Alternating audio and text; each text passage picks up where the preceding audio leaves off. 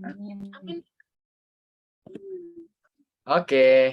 Nah, jadi malam ini kita open mic ya. Kita open mic tentang sehati setara, teman-teman ya. Jadi mungkin dari aku 10 menit, nanti dari Ci Eliza 10 menitan ya. Semoga nggak lewat ya, karena pendeta kalau dikasih mic udah lupa waktu biasanya.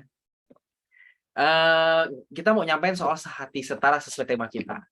Nah, sebenarnya ini juga tagline kita yang sering kita promosiin di IG ya, teman-teman ya. Kalau teman-teman ikutin IG kita, ya kan, malah jadi promo ya. Tapi nggak apa-apa kalau follow ya. Serius juga nggak apa-apa maksudnya. Ya, kita sering bikin postingan yang judulnya tuh sehati setara. Nah, sebenarnya itu berangkat dari sebuah kegelisahan kita tentang apa ya? Tentang model pasangan muda yang kira-kira yang lebih apa ya, yang lebih relevan tapi juga nggak kehilangan unsur kebenaran gitu ya, unsur apa namanya, nilai-nilai Kristen yang oke gitu ya. Itu gimana sih gitu. Nah, jadi kita tuh gelisah mungkin untuk lingkungan GSKI terutama ya. Meskipun udah ada teman-teman lain mungkin ya. Tapi kan kayaknya belum terlalu banyak gitu. Dan mungkin salah satu yang punya pasangan dan udah jadi itu kita gitu baru-baru ini ya. Nah, makanya kita mikir, wah kayaknya kalau kita bikin konten ini bakal memberkati gitu ya. Terutama kita ngelihat banyak masalah tentang laki-laki dan perempuan yang pacaran tuh tapi toksik. Nah, gimana sih yang nggak toksik? Kita tuh tujuannya mau kasih antitesisnya gitu loh, mau kasih pembandingnya gitu. Nah, meskipun memang kita juga masih struggling ya teman-teman ya. Jadi apa yang kita saksiin ini teman-teman, even kita kayaknya udah ideal banget ya dengan si satu orang ini yang nggak tadi nggak jelas gini-gini ya. Ngapain dibuka begitu? Ya, tapi kita juga masih belajar teman-teman. Kita juga masih apa ya, masih banyak kekurangan, dan kalau teman-teman gabung sama kita, hidup sama kita sehari-hari, teman-teman juga akan ngelihat, loh ternyata mereka masih bisa salah juga ya. Mereka masih bisa kayak nggak kompak gitu ya. Itu memang bagian kita teman-teman. Jadi di awalnya kita mau disclaimer dulu bahwa bagian hidup kita itu nggak semuanya sempurna ya. Jadi dengan kita sharing begini bukan berarti kita pasangan terbaik se-GSKI gitu ya. Karena nggak pernah ada award itu, atau pasangan terbaik se-Jakarta, nggak ada gitu ya. Kita cuma membagikan apa yang udah kita lewatin beserta dengan menang dan kalahnya kita gitu. Jadi kita tuh ada kerapuhannya juga gitu loh, ada kesalahan kejatuhannya juga. Jadi makanya nanti dalam bagi sharing ke depan mungkin jawab-jawab pertanyaan akan banyak yang teman-teman mungkin dengar kayak, loh masa program begitu, loh masa Cieliza begitu, itu kan nggak benar, nggak sesuai firman misalnya gitu ya. Ya itulah perjalanan kita gitu loh. Dan kita memang tahu itu salah dan kita harus merubahnya gitu loh. Tapi kita berharap bukan cuma dari kemenangan kita doang teman-teman bisa belajar, tapi juga dari kekalahan kami gitu. Makanya nanti hal-hal yang mungkin kelihatannya kayak ya harusnya nggak terlalu ideal ya gitu ya. Nah, mungkin akan muncul juga gitu ya teman-teman ya. Jadi disclaimer dulu di awal gitu ya. Nah, soal topik sehati setara nanti akan dibagi dua. Aku jawab soal sehati gitu, aku jelasin soal sehati, Eliza jelasin soal setara gitu ya. Nah, kalau ngomong sehati teman-teman, sehati itu maksudnya apa sih? Apa kita ketemu sama pasangan yang benar-benar sama kayak yang kita mau? Nah, gue kan dapat informasi nih ya, gue nggak tahu nih valid apa enggak ya. Rata-rata di sini kan masih dalam pencarian gitu kan, masih dalam apa namanya perjalanan ya kan, masih belum pada fix, apalagi sampai ke tunangan atau nikah gitu ya. Nah, mungkin pergumulan teman-teman di awal adalah gimana sih cara nemuin jodoh yang dari Tuhan, gimana sih cara nemuin panggilan kita nikah apa enggak, pacaran apa enggak, itu ya mungkin stage pertanyaannya masih akan dominan di situ. Nah, satu hal yang sebenarnya perlu kita ingat dulu pertama adalah kalau ngomong soal sehati, apakah kita udah sehati sama Tuhan? Tadi kan gue ngomong belum, di antara kita ini nggak semuanya udah tahu apakah kita menikah atau enggak. Teman-teman nggak semua kita harus menikah. Dan teman-teman pasti udah nggak kaget lagi dengar ini, karena ini kita harus sering ngobrol ya. Nggak semua orang itu harus menikah. Tuhan Yesus bilang di Matius ya, Tuhan ngomong begini, ada orang yang menikah, ada yang tidak bisa menikah, ada yang dibuat tidak bisa menikah, gitu ya. Jadi Tuhan Yesus sendiri pun membuka kemungkinan bahwa pernikahan itu bukan sebuah keharusan. Yang harus itu adalah kita punya satu hati dulu sama Tuhan. Jadi daripada teman-teman nyari siapa belahan jiwa, siapa pasangan tulang rusuknya, teman-teman penuhi diri teman-teman dengan pikiran dan perasaan Tuhan dulu. Ini mungkin masih agak abstrak, tapi secara konkret gue bisa bilang begini, pikiran dan perasaan Tuhan tuh maksudnya, apakah kita udah punya kedewasaan dalam memutuskan sesuatu?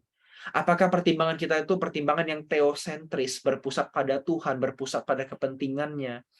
Apakah kita dalam misalnya berpikir menyelesaikan masalah, ya ini contoh sederhana ya. Apakah kita mikirin dampak kekal dari keputusan yang kita ambil gitu. Kalau kita belum ke arah situ, gue khawatir kita belum sehati sama Tuhan. Kalau keputusan kita masih bisa ngorbanin orang lain demi ego kita sendiri, kita masih lebih memikirkan apa yang nyaman bagi kita tanpa memikirkan apa dampaknya bagi orang lain dan keluarga kita ke depan, atau mungkin orang lain gitu ya.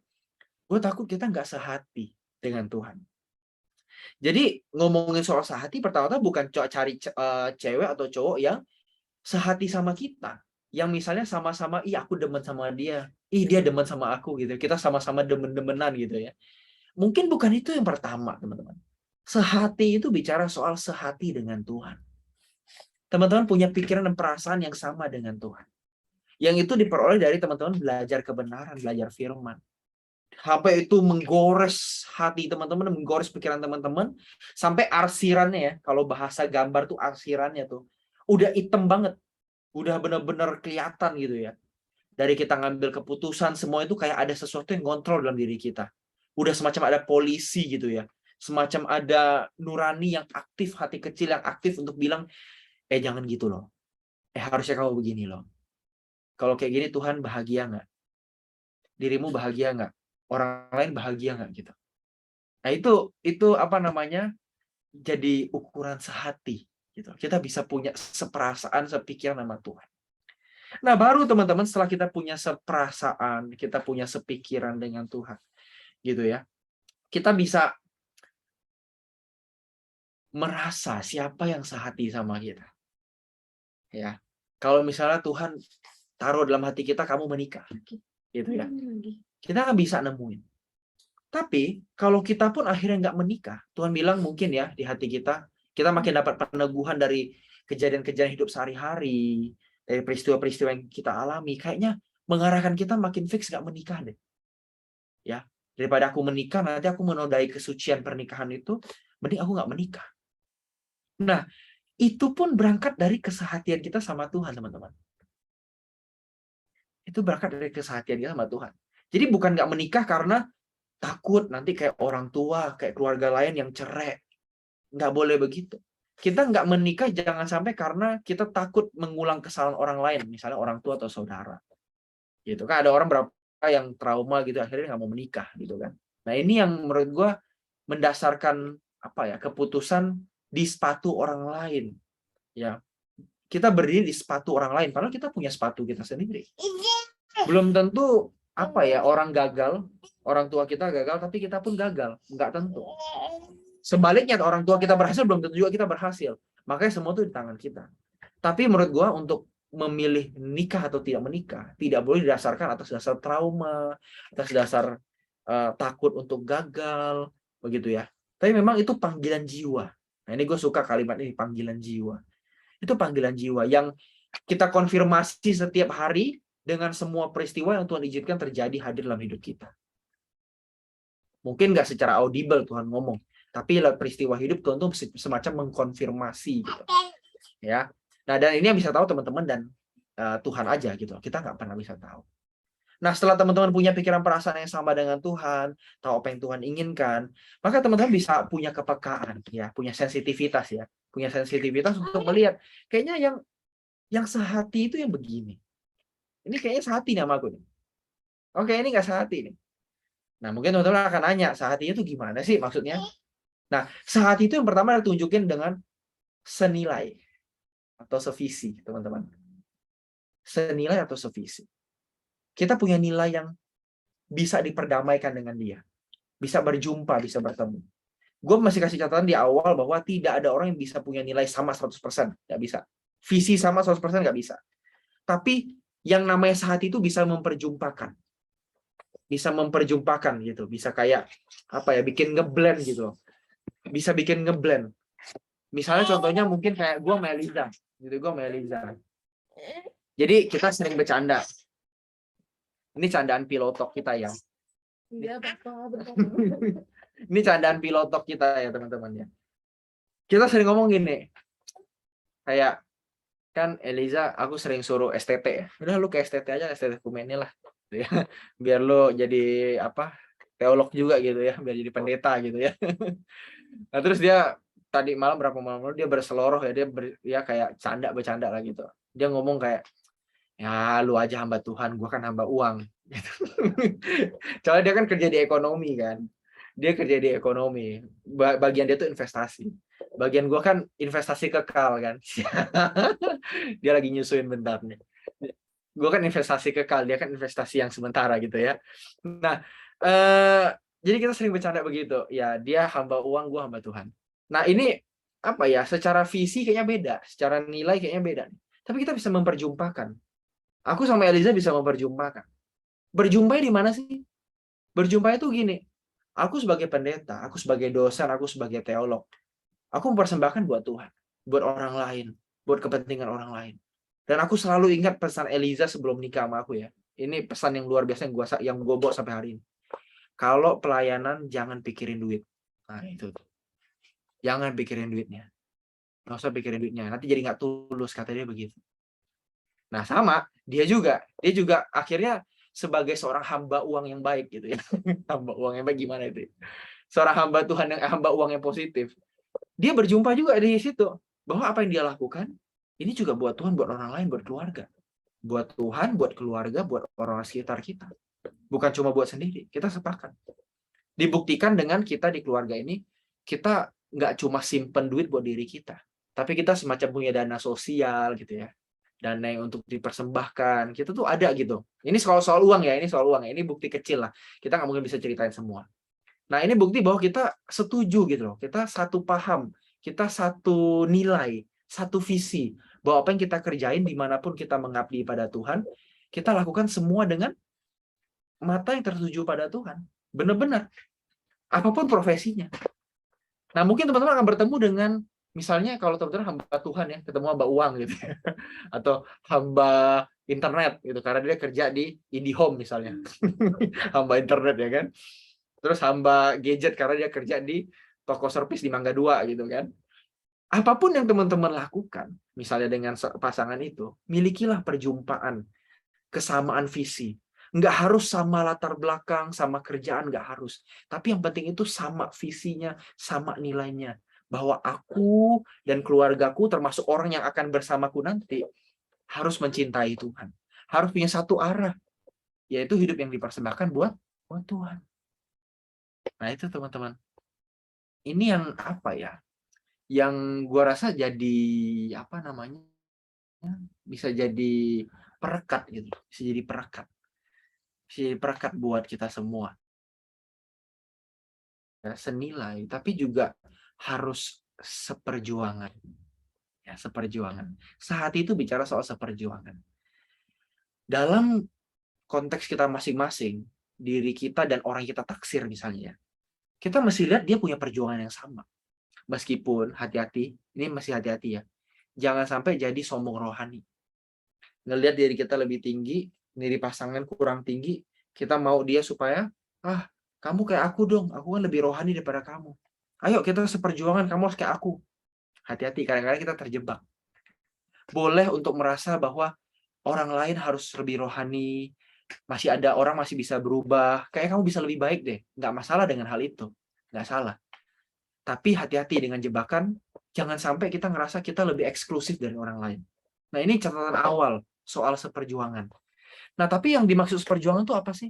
Seperjuangan itu perjuangan kita satu. Bicara soal kita satu perjuangan menuju keserupaan dengan Kristus. Jadi saling menajamkan. Dari konflik-konflik, itu konfliknya kita setuju bahwa yang kita konflikin ini, kita mesti cari ujungnya, dan ini mesti membangun kita masing-masing. Jangan sampai kita berkonflik sama pasangan kita. Kita nggak punya kesepakatan untuk konflik ini bisa membangun kita. Nah itu nggak sehati teman-teman. Kalau konflik satu orang pengennya Yang satu berubah, tapi yang satu merasa bahwa, apa sih? Lu yang berubah dong, gitu kan misalnya. Kamu yang berubah. Selalu satu arah terus. Nah ini mungkin nggak seperjuangan, teman-teman. Karena kita tuh pengen bareng-bareng berubah loh. Perjuangan kita kan sama-sama pengen berubah nih. Sama-sama pengen berkenan nih. Tapi kalau cuma satu orang yang cuma pengen berkenan, yang satunya cuek atau bodoh amat, nah ini jadi masalah. Nggak seperjuangan. Nah makanya gue nggak mau bilang seagama. Jadi kalau pertanyaan seagama boleh nggak? Seagama itu bukan boleh nggak boleh. Seagama itu nggak cukup. Harus seperjuangan. Kemana arahnya dia? Dia bisa jadi Kristen, tapi belum tentu jadi seperti Kristus. Nah, seperjuangan itu orang yang punya perjuangan seperti Yesus. Menjadi seperti Yesus.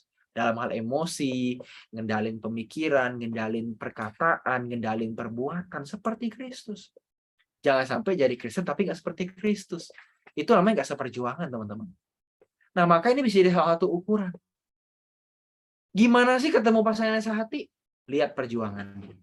Kalau dia punya perjuangan yang sama untuk berkenan di versinya dia, pasti orang punya beda-beda versinya, nggak mungkin sama. Perjuangan dan dosa kita beda-beda, ya kan? Kita jatuhnya di mana, orang jatuhnya di mana, pasti beda-beda. Nah, tapi kita bisa ngeliat tuh, ada geliatnya nggak?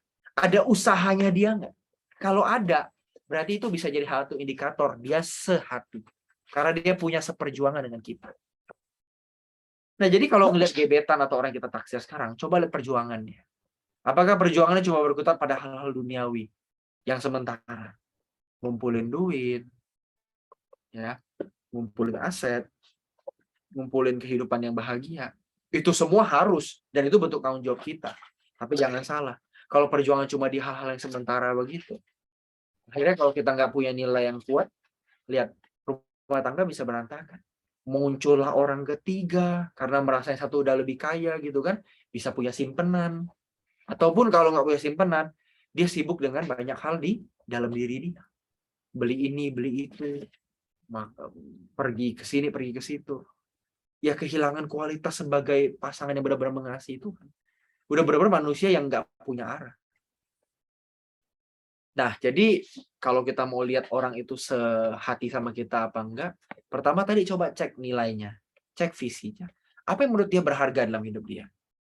Apa yang menurut dia penting dalam hidup dia? Ya, visi dia apa? Apa yang menggerakkan kehidupan dia? Lokomotifnya apa? Gitu loh. Kalau ibarat kereta zaman dulu lokomotif ya. Penggeraknya tuh apa dia? Punya satu hal yang sama enggak? Kayak tadi kita berdua, kita mau sama-sama persembahin buat Tuhan. Meskipun kita juga kadang-kadang masih terjatuh di selfish juga, masih ada. Masih. Lihat coba, senilai nggak, sevisi nggak? Apa yang dia pandang penting dalam hidupnya? Itu soal visi tuh. Apa yang dia pandang penting? Apa yang jadi tujuan hidupnya? Terus perjuangan. Bicara soal apa sih geliat dia? Gimana sih perjuangannya dia? Apa yang dia kerjakan dalam hidupnya? Apakah dia punya arah yang sama dengan kita? Mengerjakan kekekalan? Mengerjakan hal yang berkenan di hadapan Tuhan? Kalau iya, dia seperjuangan. Kalau orang seperjuangan, plus juga sevisi atau senilai tadi, dia sehati. Gitu ya teman-teman ya. Nah jadi mungkin nih intro singkat dari gue. Nah, lanjut ke Eliza. Soal setara ya. Nah, mungkin ngelanjutin. Jadi lihat Edisa sambil ngacak-ngacak. Ganti shift.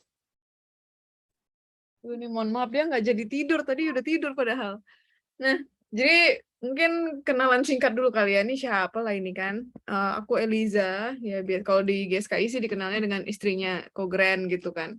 Tapi kalau di luar sana memang dikenalnya sebagai hamba uang, benar. Jadi sehari-hari itu memang kerjanya training, ngasih webinar tentang keuangan. Jadi benar-benar dua kutub yang berbeda lah antara aku sama Kogren. Terus aku akan lanjutin dari yang Kogren tadi bahas soal hati setara. Kalau setara sebenarnya itu namanya juga udah setara ya. Jadi benar-benar sama nih, setara, sama-sama, sejajar. Nggak ada yang lebih tinggi, nggak ada yang lebih rendah. Jadi sebagai pasangan, baik itu laki-laki ataupun perempuan nantinya menikah atau masih pacaran, itu dua-duanya setara. Nggak ada yang lebih tinggi, nggak ada yang lebih rendah. Orang bilang, oh laki-laki itu imam, laki-laki itu yang harus memimpin perempuan. sekarang udah nggak zaman yang kayak gitu, ya kan? Sekarang udah nggak zaman. Jadi dua-duanya harus setara. Setaranya dalam hal apa sih sebenarnya? Nah, sebenarnya bisa mungkin dalam hal dua-duanya bisa ngasih pendapat misalnya. Jadi nggak cuman si perempuan yang terima, oh lu harus dengerin nih si cowoknya. Nggak cuman gitu, tapi si perempuan atau mungkin pihak yang lebih lemah, bisa juga laki-lakinya ya, bisa juga ngasih pendapat. Kayak misalnya kita nih sehari-hari, kalau misalnya ada masalah atau lagi apa ya, kita mau ambil keputusan tertentu, mau apa ya, bahkan kayak misalnya pindah kerja sekalipun itu kita diskusi berdua. Apakah ini solusi yang terbaik? Apakah ada dampak ke apa, dampaknya ke keluarga kita? Ada enggak nih? Kalau misalnya ada dampaknya, kita cari sama-sama solusinya. Kayak waktu itu aku habis melahirkan, itu nggak ada yang jaga Edesa, ya kan? Dan Edesa waktu itu nggak mau minum susu pakai botol. Jadi maunya nen terus sampai sekarang. Jadi maunya nemplok sama mamanya. Dan waktu itu kasusnya adalah aku udah wajib WFO, udah wajib harus ngantor. Dan karena nggak bisa ngantor, otomatis resign. Nah, sebelum memutuskan resign itu, aku diskusi sama Grand. Jadi Grand nggak langsung ngomong, yaudah lu langsung resign aja, langsung keluar biar gue yang cukupin, nggak gitu. Dia langsung, kita diskusi dulu, mana nih yang lebih baik? Apakah kita pindah cari kerja yang lebih yang bisa remote, atau misalnya emang ya udah jadi full time mom dulu, atau gimana? Jadi benar-benar semuanya kita pikirin. Kita pikirinnya berdua, enggak langsung ambil keputusan sendiri. Itulah yang dimaksud dengan setara sebenarnya. Jadi dua-duanya tuh bisa saling berdiskusi, bisa saling mengutarakan pendapat.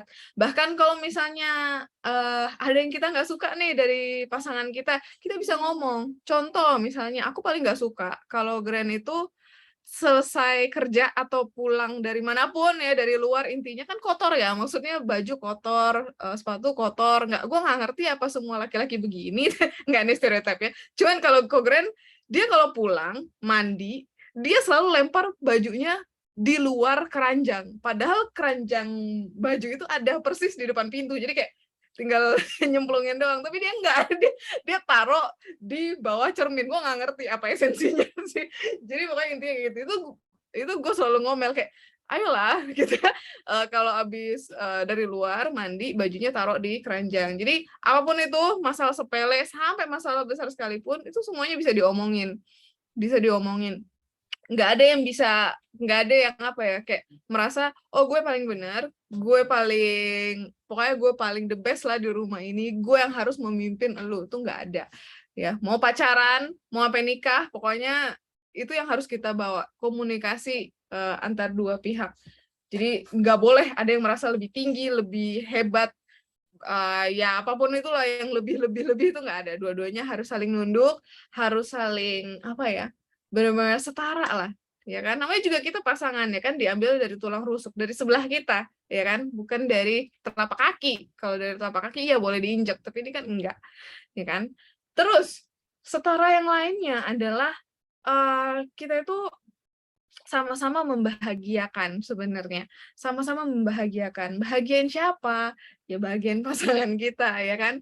Jadi jangan sampai ada satu pihak doang yang kayak ngejar gitu ya, ngejar, oh gue harus senengin elu nih, pokoknya lu harus happy sama gue, tapi dia sendiri tersiksa misalnya. Nah itu yang apa ya, yang harus diingat juga, bahwa kita tuh ketika menjalin suatu hubungan, berarti kita itu saling membahagiakan, saling memberi kebahagiaan ke pasangan kita. Nggak ada yang kayak nuntut terus, ya kan? Nggak ada yang nuntut terus atau ngasih terus, tapi dua-duanya bisa saling mengisi lah ya, mengisi satu sama lain dengan kebahagiaan versi pasangannya masing-masing.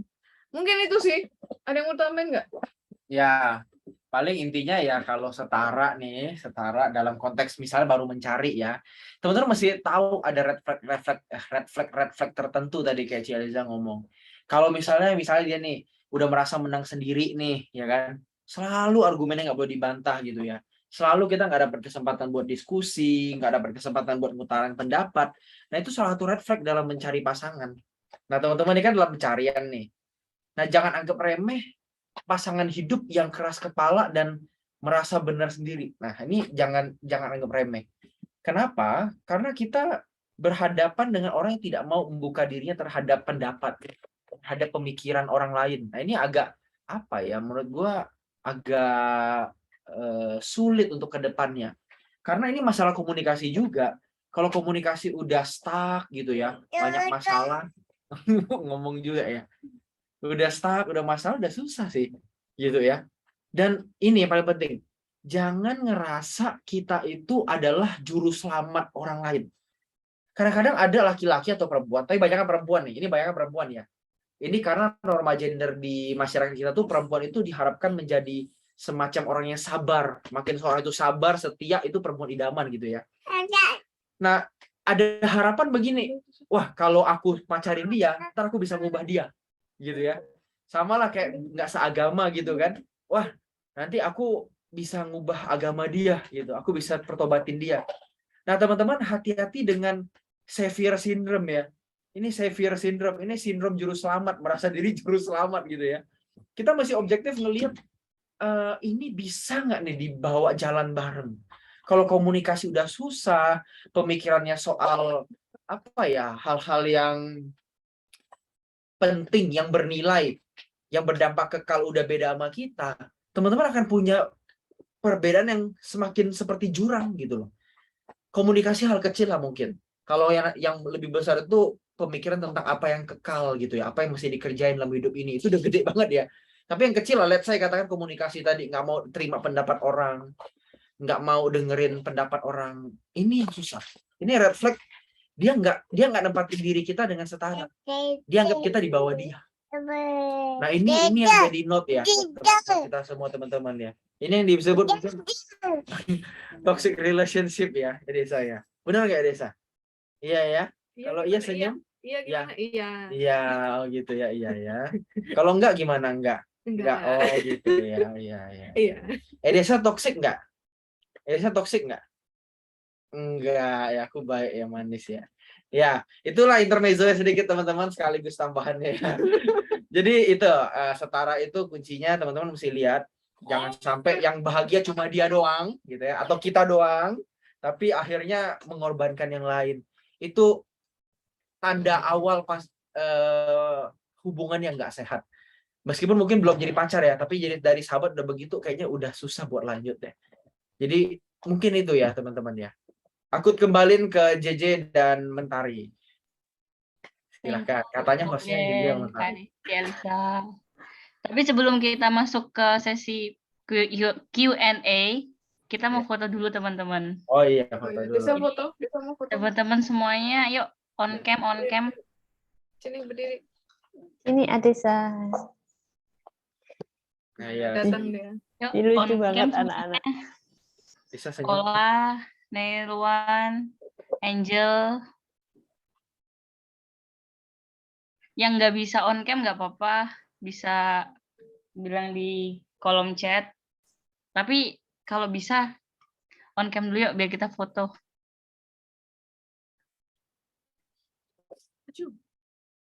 Oke, nggak apa-apa Niko. Yuk, Udah? Asusi, Ola, Angel, Tirsa, semuanya. Oke, mungkin yang lain pada nggak bisa. Jadi kita foto seadanya. Oke, Angel, nggak apa-apa.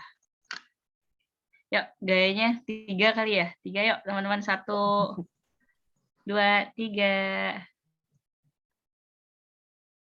Oke, next ganti gaya. Sudah, ya ampun. Kemusai. Bisa 1, senyum. 2, 3. Oke, sudah teman-teman. Kemusai. Buat teman-teman yang mau nanya, bisa langsung raise hand. Aku mau nanya. Oh, Helen dulu. Oke, dibuka oleh Helen. Teman-teman yang mau nanya langsung raise hand aja biar langsung urutan, dapat urutan. Ya, booking ya teman-teman ya. Aku mau nanya sama C. Elisa. Kan C. Elisa kan sempat kerja kan awal-awalnya sih. Terus pernah nggak kayak waktu awal tuh mikir kayaknya nikah tuh ntaran dulu deh. Maksudnya kayak gimana ya? Mau jadi wanita karir dulu gitu. Atau gimana? Oke, thank you Len.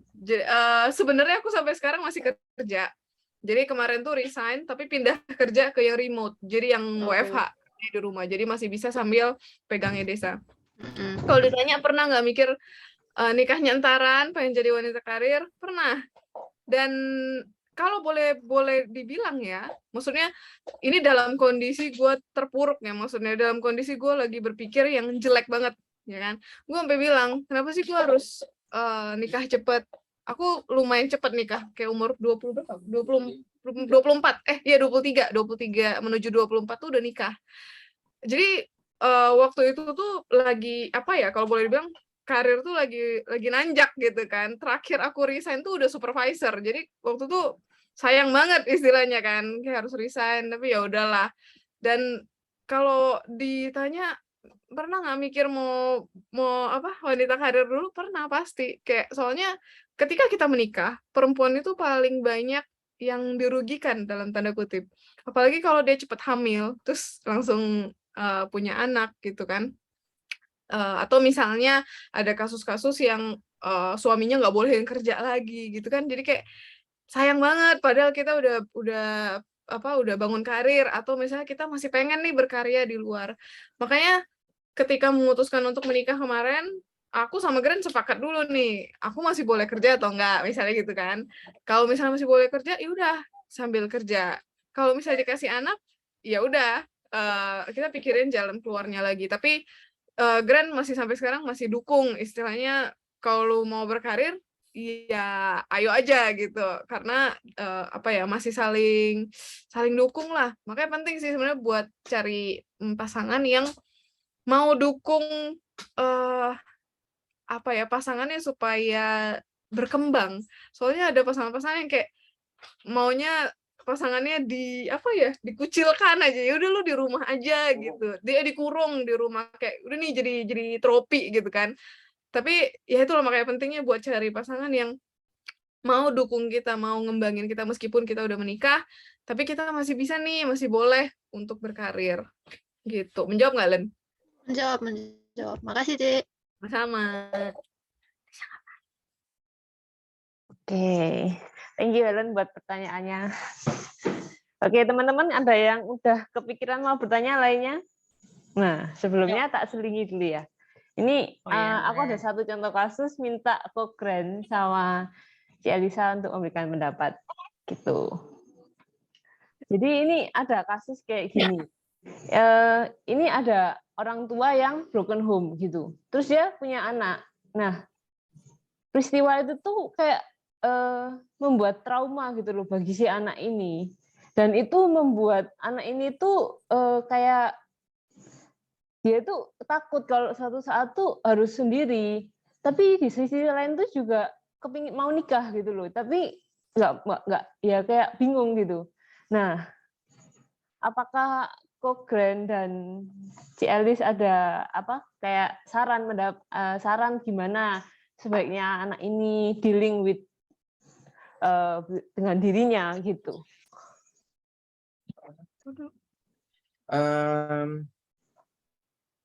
Pertama gini ya, kayak tadi gue udah sempat nyinggung dikit ya. Buat temen ini pertama-tama mungkin gue mau sampein empati ya. Kalau memang dia orang real nih ya, dia orang real ya.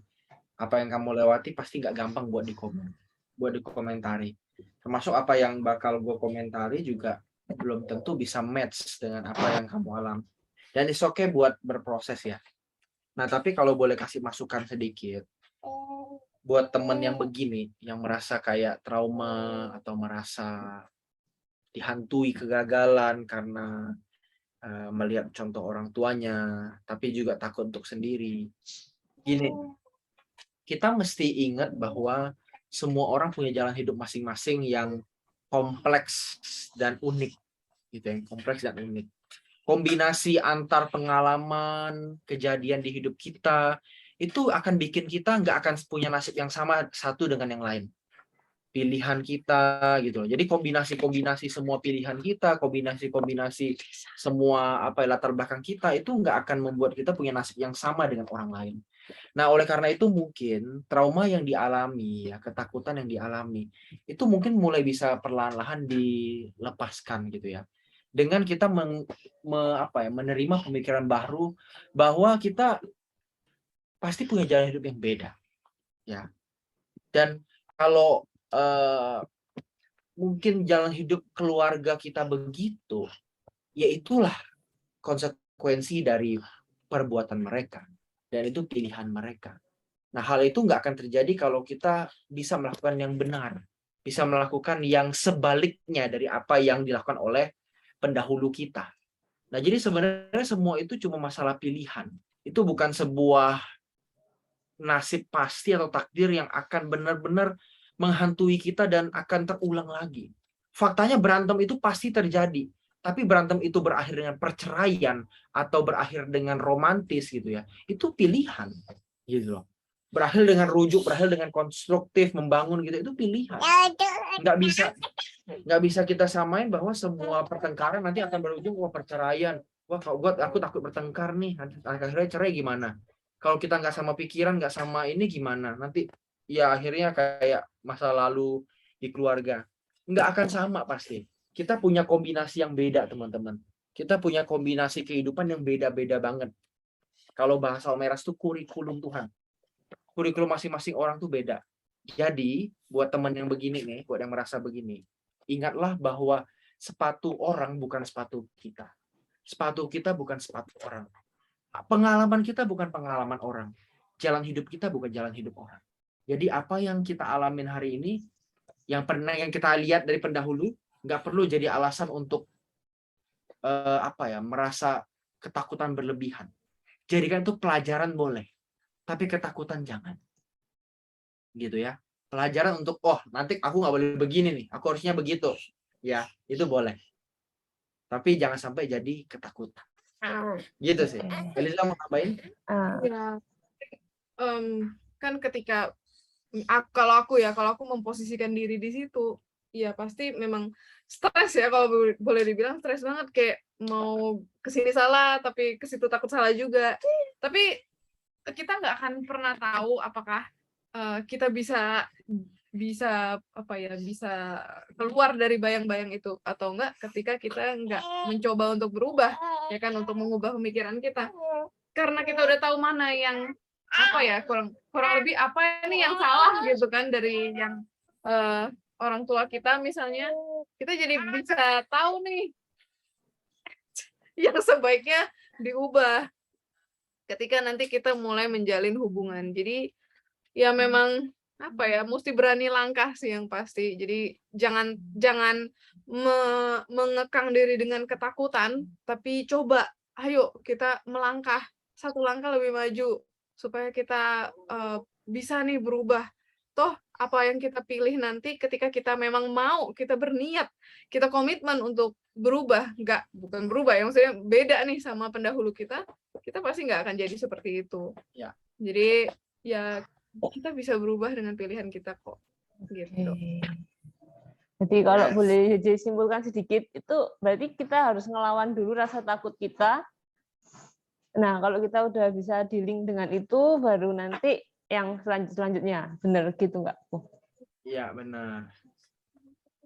Oke. Mungkin mesti beda antara takut dan waspada ya. Kalau waspada itu kita belajar dari masa lalu. Kalau takut itu kita berhenti karena masa lalu. Jadi kalau waspada itu kita belajar dari masa lalu, kalau takut itu berhenti karena masa lalu. Oke, tapi kalau kita terus kayak ngerasa aku takut sendirian, tapi jadi kayak kita nggak berhenti, tapi kita mengambil langkah gitu kok. Atau jadi kita ngambil langkah untuk berrelasi. Apakah itu oke gitu maksudnya? Nah, jadi kita kayak ngerasa takut, jadi kita ngambil langkahnya untuk berrelasi supaya kita nggak sendirian, karena takutnya takut sendiri gitu. Nggak ada jawaban yang pasti sih ya. Jadi jawaban yang pasti. Oke, jadi balik lagi, direnungkan lagi dan tanya Tuhan gitu. Ya, mesti wait and see, benar. Dan kalau teman-teman perlu pendampingan pun, pendampingnya itu mesti teman-teman atau pendeta atau konselor yang benar-benar ngikutin kehidupan teman-teman, jadi nggak sembarang kasih advice gitu loh. Gitu. Jadi memang bergumulan pribadi sama Tuhan, plus kalau mau ditolong benar-benar orang yang punya relasi dengan kita. Jadi ngerti kompleksitas kita tuh gimana. Gitu sih. Gitu. Oke, thank you Kogren dan Cik Elis. Oke, Dari teman-teman teman-teman yang lain? mau Ya. nanya, kalau misalnya belum ada yang nanya, aku mau nanyain yang dari ini nih, yang dari Selido tadi, pertanyaan teman-teman yang di Selido. Tapi teman-teman ada yang mau nanya dulu nggak nih? Nggak ada. Udah aku tanyain aja ya, Ci. Ya, silakan. Tadi itu pertanyaan udah aku rangkum kok. Dan Ci, ini tadi kan juga ngomongin tentang pacaran itu tentang jodoh. Nah, yang pertama itu pacaran itu yang benar gimana sih? Karena kan ada nih pacaran beda suku, terus pacaran ketemunya online atau di dunia maya gitu, ketemu di Instagram atau di mana, terus pacaran beda agama, terus ada yang pengen punya pasangan tapi tuh nggak pengen terikat kayak gitu. Nah, sebenarnya tuh pacaran yang benar tuh kayak gimana sih kok? Dan Ci? Kalau pacaran nggak mau terikat berarti jangan pacaran. Oke. Nggak bisa ya, itu dua hal yang bertentangan teman-teman. Kalau teman-teman mau open relationship berarti jangan pacaran gitu ya. Dan kalau open relationship itu berarti bukan pacaran gitu. Itu namanya yang mau mencari pleasure gitu ya, mencari kesenangan. Cuma nggak mau terikat tanggung jawab gitu kan. Ya nggak bisa sih pada faktanya sih. Kalau itu ya. Kalau soal beda suku gitu ya. Kalau soal beda latar belakang itu masih mungkin lah ya, masih bisa. Karena beda suku itu sebenarnya sih nggak masalah kalau kita udah punya penerimaan yang sama gitu loh dengan seluruh orang. Ya masalahnya memang kalau orang tua mungkin ya, tapi pun nggak semua orang tua loh, sekarang udah banyak yang berubah juga. Tapi memang masih banyak beberapa orang tua yang memberikan standar anaknya itu harus satu suku. Suku itu masih dipisah lagi. Misalnya nih, kayak saya orang China ya, orang China nih, orang Chinese ya, orang Tionghoa ya. Meskipun sama Tionghoa, tapi kalau Tionghoa Medan lu kata orang tua saya jangan. Orang Tionghoa Medan tuh keras katanya. Jadi jangan, bahaya kamu. Gitu. Masa padahal sama-sama Tionghoa tuh gitu. Masih juga ada lapisan kedua lagi gitu loh. Nah, jadi menurut aku ya sebenarnya beda suku tuh nggak masalah. Yang penting jangan beda perasaan. Yang satu suka, yang satu nggak suka. Paksain pacaran nggak bisa gitu. Ya, ini beda suku nggak apa-apa, yang penting yang beda perasaan gitu. Jadi pacaran yang benar itu menurut aku pacaran yang satu Komitmen nggak sih? komit, iya pasti komit penting. Yang kedua tuh membangun, ya kan? Membangun tuh udah termasuk mendewasakan gitulah ya, menyucikan, saling menajamkan gitu ya. Dan yang paling penting itu punya tujuan, punya arah. Arah di sini arahnya pasti menikah. Cuma gini, banyak orang itu mengalir gitu ya, mengalir. Memang nggak salah sih mengalir pada awal-awal pertama pacaran ya, nggak salah. Cuma kalau 3-4 tahun ngalir terus, perlu dipertanyakan itu aliran air terjun Niagara emangnya nggak pernah habis gitu ya. Kalau aku biasa ke teman-teman yang udah dewasa gitu, umur 25, 26, 27, dia pacaran, dia nanya gimana ya sebaiknya ya untuk sampai ke jenjang pernikahan ya, apa yang mesti kita persiapin. Biasa aku akan jawab, coba pacaran 2 tahun. Nanti di anniversary kedua atau tunggu. Jadi waktu pacaran di awal itu ngomong, kita coba pacaran 2 tahun ya. Nanti pas 2 tahun kita evaluasi. Ya ini bahasanya agak kantoran sih, cuma maksudnya ya nanti kita coba lihat lagi gitu ya. Udah 2 tahun, kira-kira lanjut apa enggak? Kalau lanjut setelah 2 tahun berarti siapin tuh. Misalnya persiapan nikah, entah apapun itu, izin orang tua dan sebagainya. Jadi ada semacam kejelasan gitu loh. Dari pihak laki-laki ada kejelasan, dari pihak perempuan ada kejelasan. Jangan cuma mengalir dan akhirnya pacaran 5-6 tahun, putus akhirnya stres. Ini jadi masalah. Jadi harus ada arah. Selain tadi ya, pacaran itu punya komitmen, membangun tuh mendewasakan dan lain-lain gitu ya. Yang terakhir itu punya arah. Punya arah. Ini mau kemana nih arahnya nih? Berujung ke pernikahannya gimana nih? Gitu. Kalau nggak berujung ke pernikahan, ya berarti jangan pacaran. Gitu loh. Itu mempermainkan. gitu. Pada akhirnya kalau nggak nikah, kalau nggak bersatu ya mempermainkan dan buang-buang waktu gitu loh, ya kan? Karena nggak semua orang punya apa ya, punya perasaan yang siap untuk ditinggal, ya kan? Apalagi ditinggal pas masih sayang-sayangnya, itu katanya menyakitkan ya. Nggak tahu, udah lupa rasa itu. Pernah dulu 2000 berapa tuh, 2013 ya, pernah. Cuma udah lama, udah lupa. Eliza coba tambahin apa tuh, Zah? Tadi soal menajamkan, katanya menajamkan tadi benar kan? Kok Iya. sebut menajamkan? Nah, menajamkannya jangan satu sisi doang, tapi dua-duanya. Iya. Jadi jangan cuma satu pihak yang menajamkan satu pihak lainnya, tapi dua-duanya nih saling menajamkan. Menajamkannya apa sih maksudnya? Mungkin lebih ke saling ini ya, membangun hal yang baik. Ih, jangan. Dia mau ikutan ngomong juga. Jadi misal nih waktu awal-awal pacaran, gue contoh nyata aja lah ya, kayak aku dulu waktu awal pacaran itu pakai silent treatment namanya. Jadi kalau berantem diem, nggak mau ngomong, biarin Grand yang cari tahu salahnya di mana. Tapi kan nggak ada yang, maksudnya cowok kan nggak mungkin bisa tahu salahnya dia apa, masalahnya kenapa, kalau kita nggak ngomong gitu kan. Nah itulah fungsi menajamkannya. Jadi dia menajamkan aku supaya ayo nih kalau ada masalah kita ngomong, aku menajamkan dia supaya lebih sabar gitu. Jadi dua-duanya ini mencari pembenaran, tapi ya itu ya, jadi ketika pacaran pun memang harus saling menajamkannya dua sisi. Jadi dua-duanya nih belajar, jangan satu pihak doang, jangan ya intinya jangan satu pihak doang lah gitu. Tadi pertanyaannya apa lagi? Tadi pertanyaannya Pacaran yang benar gimana nih? oh ya udah, pacaran yang benar adalah ya tadi yang menuju pernikahan. Nah, ketika ingin menikah nanti, sebaiknya dan seharusnya wajib tahu bebet bobot bibit dia. Apapun itu, bahkan sampai hal keuangan. Ya, ini yang sering aku selalu info ke teman-teman, mau di acara apapun kalau bahasnya soal keuangan untuk persiapan menikah, itu pasti aku selalu ingetin harus tahu dalamnya si pasangan kita, bahkan sampai kondisi keuangannya sekalipun. Cari tahu dia cara pakai uangnya gimana, gajinya habis kemana aja, keluarganya berapa banyak yang ditanggung, punya asuransi atau enggak. Jadi gitu-gitu semua harus dicari tahu. Ya, tapi kalau kita bahas lebih dalam agak panjang ya. Jadi ya itulah. Itu aja dari aku. Thank you. Berarti intinya kalau kita mau gimana pun pacarnya, kayak mau beda suku, mau ketemunya online, mau beda agama, tapi kita tetap harus ngerti tujuannya apa ya. Kalau misalnya beda agama, tujuannya kita mau apa, udah kelihatan tujuannya berbeda, ya udah bisa dicari jalan keluarnya. Terus misalnya online dan beda suku juga, yang penting satu tujuan dan sejalan gitu ya. Ya, betul. Oke. Karena online Helen, metode ada ya. second question. Mau nanya, kan berhubungan sama menajamkan ini kan. Itu mau nanya batas toleransi menajamkan tuh sampai mana sih, Ciko? Soalnya kan kayak kadang misalnya kita pacaran tuh kayak dibutakan gitu kan. Kayak misalnya ternyata dia toksik menurut teman kita cerita ke teman kita tuh itu toksik gitu. Tapi kita kayak positive thinking kayak ya udahlah kayak gitu. Itu gimana ya, Ciko?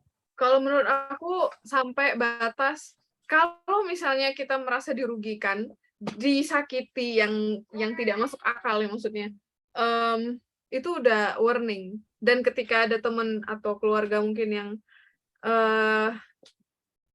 kayak ngasih nasihat mungkin gitu ya, ngasih kayak mungkin memberitahu lah ya, ini ada bisa dipertimbangkan, omongan mereka tuh bisa jadi pertimbangan juga sebenarnya. Nanti kita evaluasi di ketika kita mungkin kita ngobrol sama pasangan. Jadi kalau menurut aku gitu sih, kalau menurut aku gitu. Jadi pokoknya kalau misalnya kita merasa disakiti dan dirugikan, nah itu udah bad case lah istilahnya. Jadi udah harus bye-bye lah, jauh-jauh dari dia. Mungkin kalau Kogren lebih ini kali. Batas toleransi menajamkan ya. Namanya juga tajam ya. Berarti ada dampak positifnya.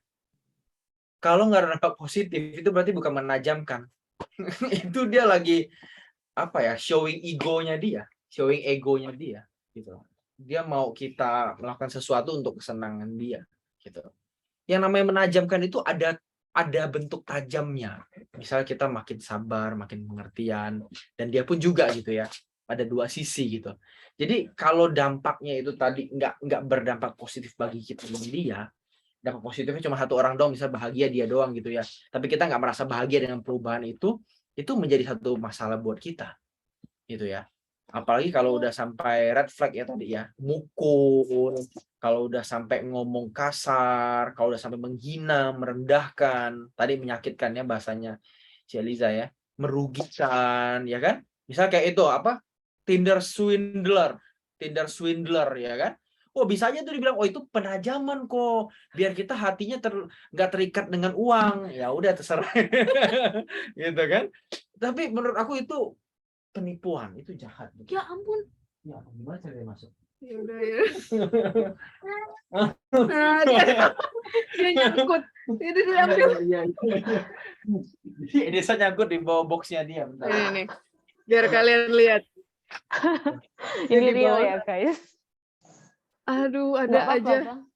Baru meleng bentar dong, tiba-tiba udah di dalam. Nggak jelas. Lincah ya. Udah, itu. Jadi mesti ada yang positif gitu ya. Benar-benar ada dampak yang dirasakan dan kedua pihak merasakan apa ya? Ada dampak positifnya gitu loh. Ada perubahannya gitu. Enggak hanya menyakitkan atau merugikan. Gitu. Jadi takut deh. Paham. Thank you kok. Thank you sih. Oke. Teman-teman yang lain ada mau nanya lagi nggak? Oke, kalau belum ada, JJ hijack lagi. Ya, ini Dia malu-malu ya? Apa bingung mau nanya apa? malu-malu ini ada kok, ada pertanyaan, tenang. Masih Jadi banyak listnya sebenarnya. Nah, ini kalau yang lain mau tanya, kalian rasain aja ya, supaya nggak terus aku ngambil alih terus kan. Kalian nggak usah pakai wah, kok aku pengen tanya, tapi kok Kak JJ tanya terus ya, nggak usah mikir gitu. Langsung angkat tangan aja atau di chatting juga boleh. Nah, ini ada pertanyaan nih. Ini kok kasusnya kalau misalnya ini udah pasangan tuh udah menikah. Nah, setelah menikah baru mereka tuh sadar kalau hubungan mereka tuh ternyata toksik gitu loh. Terus nggak ngerti harus gimana kan. Nah, itu harus gimana ya? Maksudnya ada saran nggak? Gimana supaya mereka, ketika mereka sadar itu, mereka sadarnya itu setelah menikah. Itu harus gimana? Terus mungkin pertanyaan keduanya, kalau mereka nggak sadar-sadar, tapi orang dekatnya yang sadar, kepingin nolong sahabatnya gitu, ada saran nggak? Aduh. Kalau yang kedua sih susah sih. Mesti keluar turun tangan ya. Tapi keluar nggak pun terbatas loh. Yang kedua emang susah. Tapi yang pertama sih masih bisa ditolong ya. Nggak ada kata terlambat selagi keduanya masih mau buka diri untuk berubah. Bisa sebenarnya saling saling open gitu ya. Mungkin ada mediator, ada orang yang tengahin. Nah itu penting tuh. Kalau udah kayak itu perlu mediator. Nah salah satu pasti mesti sadar dulu nih, entah cowoknya dulu atau ceweknya dulu gitu kan. Sadar terus cari mediator penengah. Buat menjadi semacam whistleblower ya orang yang ngasih tahu gitu loh. Lu harusnya nggak begini, lu juga jangan begini. Orang yang kita rasa bisa menengahi kita. Nah nggak terlambat kalau misalnya kedua pasangan itu mau membuka diri. Tapi yang kalau kedua itu udah susah. Kita nggak bisa membantu orang yang tidak tahu dirinya perlu dibantu. Itu paling susah memang. Jadi ya gimana yang kedua ya? Yang kedua tuh kita doain deh. Perlu didoakan ya kayak begitu ya. Itu susah benar. Yang kedua tuh emang agak susah. Iya, jangan ikut campur urusan orang juga sih. Iya. Kayak, bukan maksudnya apa ya? Ketika dia nggak menyadari itu dan kita tiba-tiba ikut campur, nanti dia malah marahin kita. Biasanya kayak gitu kejadiannya. Oke. Kalau misalnya kasusnya itu yang sadar salah satu gitu. Nah kan butuh mediator. Dia harus nyari mediator yang gimana ya? Kan cari yang netral. Tapi kan bingung kalau yang satunya nggak mau terima, tapi yang satunya sadar. Jadi kayak nggak seimbang gitu loh. Kalau dua-duanya sadar kan masih oke. Kalau sama-sama nggak sadar ya udah kita leave, kita doakan. Tapi kalau yang sadar salah satu, jadi exact question-nya mungkin nggak, exact answer-nya nggak bisa ya, karena kita nggak ketemu kasusnya. Tapi kalau misalnya memang salah satu nggak bisa, salah satu yang mau berubah, nggak apa-apa, perlu waktu memang, perlu waktu. Dan kalau misalnya perlu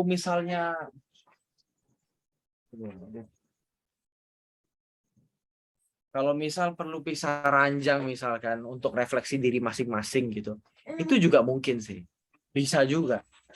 Jadi Tapi ini udah solusi. terlalu teknis ya, terlalu pastoral nih. Jadi tergantung kasusnya. Ada kasus-kasus di mana pasangan mesti dipisah dulu supaya mereka renungin diri masing-masing, ntar baru balik lagi apa yang mereka dapetin selama pisah, apa perasaan yang mereka rasain. Ada sih cara begitu. Tapi ya jangan sampai ke situ harapannya sih. Ya, menjawabku. Tapi kayaknya Hiji keinget satu ayat, satu bagian dari ayat. Kayaknya Korintus gitu. Kalau nggak salah Paulus tuh menasihati, ya udah kalau misalnya emang terjadi kayak gitu, kamu harus sadar ya lakukan.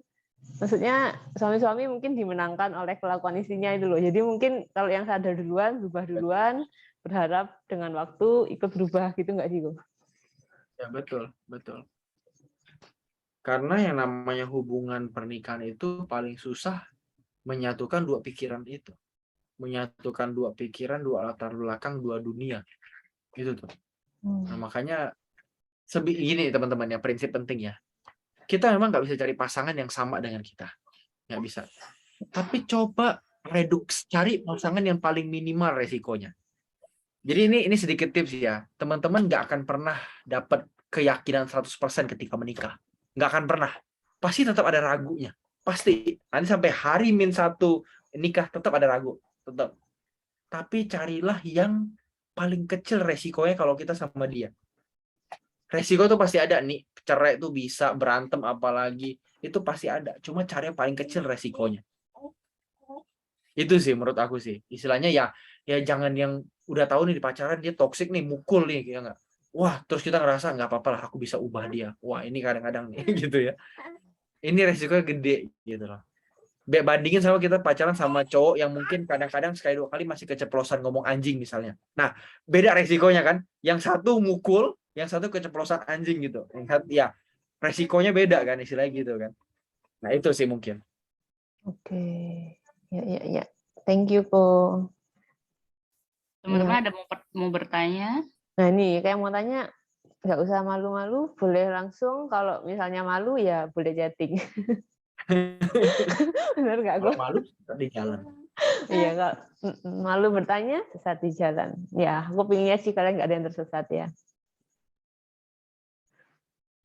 Atau mau dibacain dari Slido dulu, Ci? Ya, Lanjutin boleh. yang Slido, Lanjut, Tari. Tari. Oke, jadi di Slido masih ada lagi pertanyaan tentang komitmen dan kompromi nih, Ko. Jadi kalau sehati dan setara itu apakah udah cukup dalam untuk berkomitmen dan untuk berkompromi? Terus taunya komitmen kita tuh udah kuat itu gimana? Dan cara untuk menjaga komitmen dalam berhubungan itu gimana? Oke, pertama yang komitmen kompromi dulu kali ya. Komitmen kompromi. Yang kompromi ini maksudnya ke arah apa ini ya kompromi ya? Katanya sih kompromi seumur hidup. Jadi kayak gimana kita bisa kerja sama pasangan kita kayak gitu. Karena kalau yang menikah kan pasti untuk seumur hidup, nggak cuman sementara doang gitu. Iya. Oke. Nah, ini yang agak ini ya. Bukan, ya bisa sih bilang kompromi sih. Maksudnya kayak kita mentoleransi orang lain dengan kekurangannya gitu lah ya. Sebenarnya buat menoleransi orang lain, teman-teman mesti turunin ekspektasi kita. Turunin ekspektasi. Naikin toleransi itu yang paling penting kuncinya. Turunin ekspektasi, naikin toleransi. Supaya apa? Supaya kita bisa selalu punya ruang hati yang besar buat nerima orang lain, termasuk pasangan kita. Ya kan?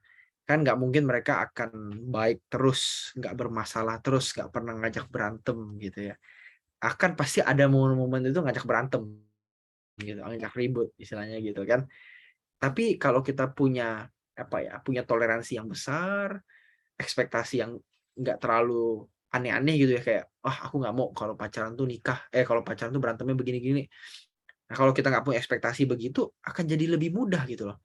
Malah kita lebih realistis, harusnya lebih realistis bahwa oh nikah tuh nanti atau pacaran itu harus ada berantem, ada proses untuk konflik, dan konflik itu harus dipeluk gitu, harus direngkuh menjadi satu satu bagian yang membangun buat hidup kita. Nah, itu mungkin komprominya ya.